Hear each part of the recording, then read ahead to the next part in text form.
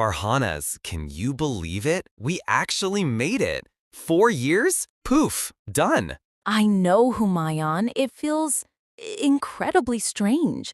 Like a massive weight has been lifted, but also like I'm standing on the edge of a cliff. Exactly. That's the perfect way to put it. So, the million-dollar question everyone's been asking. What's next for Farhanaz? Oh, the usual post-graduation existential crisis. I've got a couple of paths I'm mulling over. I applied for that master's program in development studies, the one in London.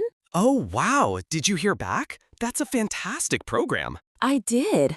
I got an offer, which is amazing.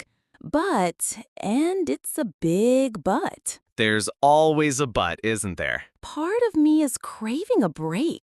Maybe some serious travel, some volunteering, something completely different before diving back into academia or a structured career. My parents are, of course, very keen on the masters. Don't lose momentum, they say. I get that. My parents are similar. They keep asking about job offers every single day. Have you heard back from that company yet, همایون? Did you follow up? It's well-intentioned, but... Adds to the pressure, right? So what about you? You were Mr. Corporate Ladder throughout final year. Still on that track? Mostly. I've had a few interviews for junior analyst positions, one with a big bank downtown, another with a tech consultancy that seems really dynamic. That sounds promising. Any frontrunners? The bank is, well, it's stable. Good benefits, clear progression. The consultancy is more exciting, more innovative, but maybe a bit more unpredictable. I'm torn. Part of me wants the security, especially after all this studying. The other part wants something that'll really push me. That's the classic dilemma, isn't it? Security versus passion, or stability versus excitement. It's tough.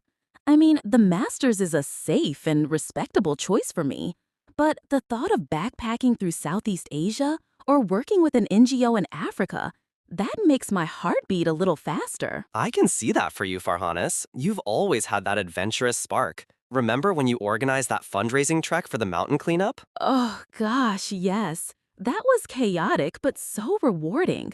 See, that's the kind of thing I miss, the direct impact.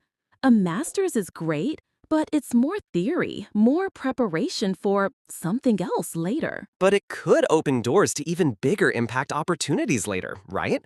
That's what I tell myself about the corporate grind. Slog it out for a few years, gain skills and capital, then maybe do something more entrepreneurial or impactful. That's a very pragmatic way to look at it, and probably very sensible. Sometimes I wish I were more like that.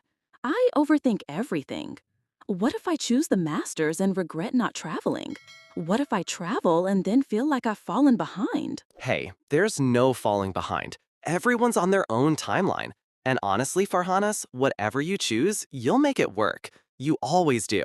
You're one of the smartest, most capable people I know. Thanks, Humayon. That means a lot, especially now. Same goes for you. You'll ace those interviews and climb that ladder, or you'll find that dynamic consultancy role and thrive. Let's hope so. It's just daunting. All our lives, there's been a clear structure. School, exams, next grade, university. Now it's like the rule book has been thrown out the window. And we have to write our own, which is both terrifying and incredibly liberating. Have you thought about where you'd want to live if you got one of those jobs? Or if you'd stay here? The bank is here in the city. The consultancy has an option for their office in Dubai, which is tempting. New culture, tax-free income, but also far from family and friends. Dubai, wow, that's a big move. But what an experience that would be. See, we're both facing these huge, life-altering decisions. It's a lot to process. It really is. And trying to balance what we want with what our families expect or what society deems successful. Exactly. I think the most important thing is to choose something that feels right for us, deep down, even if it's not the most conventional path. You're right. It's easy to get caught up in the shoulds. So, if you had to make a gut decision right now, masters or adventure? My gut is leaning towards deferring the masters for a year and trying to find a meaningful volunteer placement abroad, just for 6 months maybe. get it out of my system, or find out if it's truly what I want to pursue long term. And you? Bank or consultancy if the offers came today? Consultancy, higher risk, but the projects they described sounded genuinely interesting. And if Dubai is an option, why not take a leap? I love that for you, Humayon, and for me. It feels good to even say it out loud. It does. Well, whatever we both end up doing, we absolutely have to stay in touch. Promise?